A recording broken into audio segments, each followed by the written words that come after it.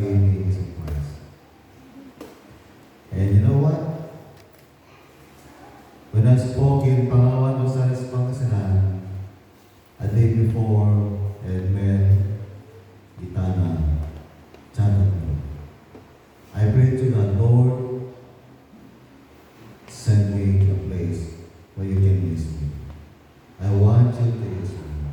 And then Edmel talked to me, Pastor, ikaw ang speaker. Ayun, when you pray to the Lord, use me, God will use you. Because that is His will. Diba? And a day before Sister Claire came to me, I prayed again, Lord, use me for your glory. And she said, we'll be speaking on fellowship, inspiration. So, kaya nandito ngayon, kasi yun ang aking prayer. Prayer. Hindi prayer. Prayer. Ang arte kasi ano, please. Prayer. Hindi prayer. Alright. Woo! Ang saya talaga maglingkod sa Panginoon Diyos kasi even nasa ligat, walang woo! Praise the Lord! Walang ganon. Praise God. John was born during my quiet time. When I was worshiping the Lord, John was born. God told me, this is John. Jesus used me, music ministry. Because I was listening to a song titled, Jesus used me. Pakigugot na yun. I forgot it. Jesus used me. Parang gano'n yun. Music ministry, gano'n ba yun? Doon ko ginawa ang pangalan, used me. Hanggang namumpito ako dyan. Jesus used me, music ministry. And you know what? You have a very special purpose as child. Alam nyo, mula na yung sinabi dyan, parang ayaw ko na mag-worship sa Panginoon Diyos kung hindi dyan ang praise and worship team na naroon. Talaga, bias ako kuminsan. Para ayaw ko na mag-worship talaga sa Diyos kung hindi dyan ang naroon. Kasi I know the life of John. Kilala ko sila. Sila ay dedicated sa Diyos. They put a lot of time for this ministry. Yeah. I am deeply encouraged to worship the Lord kapag John. Music ministries. Praise the Lord. Your purpose as John is to inspire. Sabi, inspire. Inspire. Ito yun, yung mga. Inculcate. Please read this. Inculcate. Ano? Inculcation. Mali yung pronunciation nyo. Inculcate. Inculcate. Inculcate. O, sabi sa'yo. Inculcate. Yung mga kapatid natin na sa akin, Inculcate. pronounce to inculcate. Yes, inculcate. Hindi inculcate. Inculcate. Alam niyo bang ibig sabihin ng inculcate? Inspiration. Inculcate means instill. Ay. I-N-S-T-I-L. Ay. Instill means ingrain. I-N-T-R-A-I-N. Ingrain means implant. I-N-P-L-A-N-T. In local language, inculcate means imula. Itukit. Kung ano yung harmony tatay. Inculcate. Filipino, itanim. Itanim ang ano. Inculcate the value of worship sa iglesia. This is your mission as John. Inculcate the value of true worship in the church, in the heart and mind of God's people.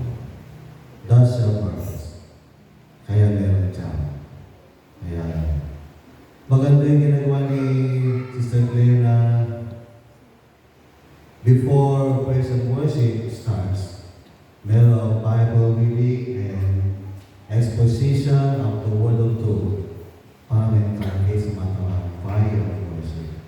Yun talagang worship, hindi yung nagpapakantalan. Hallelujah, God! Hindi Dapat merong Word of Truth na take care of the people for worship.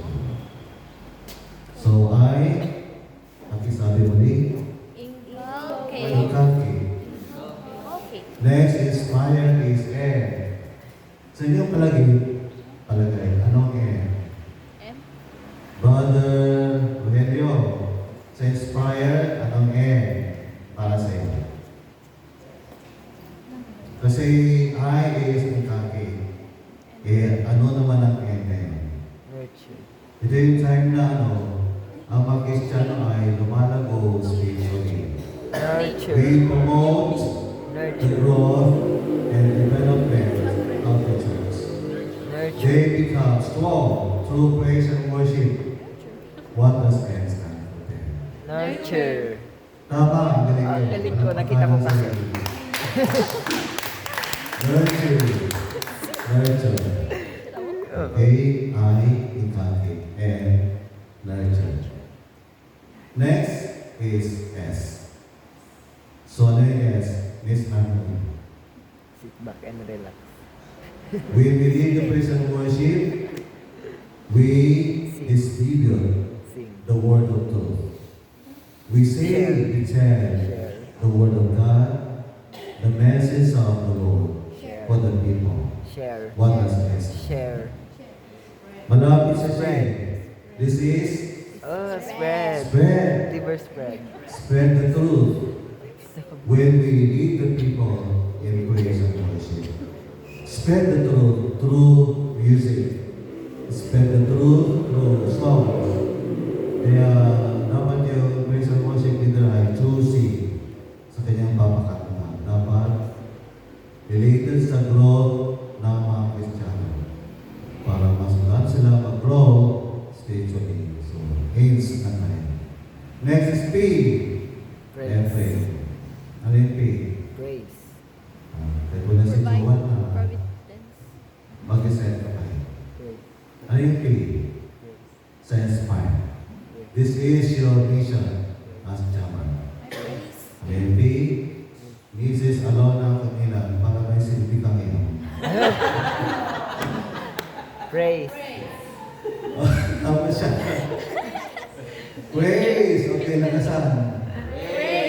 Praise. Your main purpose is to praise the Lord. Psalm 34:1. Pakirisay, Jammer, dapat alam niya. Psalms 34:1. Go! I will bless the Lord at all times. His praise shall continually be in my mouth. Lahat tayo. I will bless the Lord at all times. His praise shall continually be in my mouth. In Hebrew language, bless is Baruch. B-A-R-U-C-H. And Baruch means adore. Sampayin. Ano pa? Kneel down. Literally kneel down. Lumuhod. Lumuhod. Ang paligtungan ni bless. Praise. Nyapay. Speak good things about God. And that is eulogize. Kung meron pa tayo, we give eulogy. We praise the dead, but we're not praising the dead when we praise and worship. We praise the living God, so everything about God, we must tell when we worship Yung mga Him. expression. Oh God, you are holy, you are wonderful, you are powerful, you are a living God. Everything about God, we tell when we praise and worship Him. So praise, is, next is I. Ano yung I kaya? The meaning is, we tell the people the importance or value of one thing, Inform. especially when we worship Him. Inform. This is Information. impress on. Impress on. we give the value, importance of one thing, especially worshiping the Lord. Kaya yung praise and worship leader dapat meron siyang confidence, boldness, courage to exhort about worship. Yung mga young praise and worship leaders tayo, gawin niyo yung ginagawa ni Sister Clay. Exhortation in praise and worship must be done. That is, impress on the people the importance or value of worship. So, ano yung R? Ma'am Stinelli, parang may simplified na yun. Ano yung R? Sa inspire. This